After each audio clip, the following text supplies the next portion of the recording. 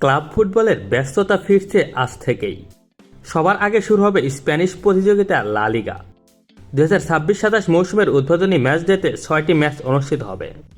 কিন্তু defending champion Barcelona এবং আরেক জায়ান্ট রিয়াল মাদ্রিদ এই সপ্তাহেই মাঠে নামছে না। এর সঙ্গে জড়িয়ে আছে সর্বশেষ ফিফা বিশ্বকাপের সম্পর্ক। ন্যূনতম সেমিফাইনাল খেলা ফুটবলারদের স্বার্থে দেরিতে নামছে বার্সা রিয়ালের মতো ক্লাব। আজ রাত 11:30টায় আলাভেস ও গেটাফের ম্যাচ দিয়ে শুরু হবে লা লিগার নতুন মৌসুম। একই রাতে সেভিয়া আতিথ্য দেবে রায় ভায়াগানোকে। আগামী বুধবার দ্বিতীয় বিভাগের প্লে অফে জয়ী মালাগার মুখোমুখি হবে আতলেতিকো মাদ্রিদ। চলতি সপ্তাহে নামা হবে না বার্সা রিয়ালের। উদ্বোধনী সপ্তাহের 4টি ম্যাচ আগস্টের শেষ দিকে পিছিয়ে দেওয়া হয়েছে লা লিগা স্পেনের খেলোয়াড় ইউনিয়নের মধ্যকার একটি সমঝোতার কারণে, যেখানে বিশ্বকাপের সেমিফাইনালে ওঠা দেশগুলোর খেলোয়াড়দের জন্য বাধ্যতামূলক বিশ্রামের ব্যবস্থা রাখা হয়েছে।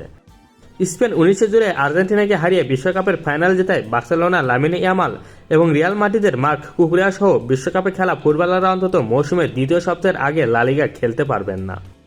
এর আগে নির্ধারিত সময়ে লা লিগা শুরুর ব্যাপারে কর্তৃপক্ষের অবস্থান ছিল বেশ দৃঢ়। তারা চেয়েছিল 2025-26 মৌসুমের 15 আগস্ট থেকে শুরু করতে, যদিও ইউরোপের অন্যান্য শীর্ষ লিগগুলো এবার কিছুটা পরে শুরু হবে। প্রিমিয়ার লিগ শুরু হবে 21 আগস্ট থেকে, আর জার্মান বুন্দেসলিগা শুরু হবে 28 আগস্ট। স্পেনের খেলোয়াড় ইউনিয়ন অবশ্য আগস্টের মাঝামাঝি মৌসুম শুরুর বিরুদ্ধে দাঁড়ায়।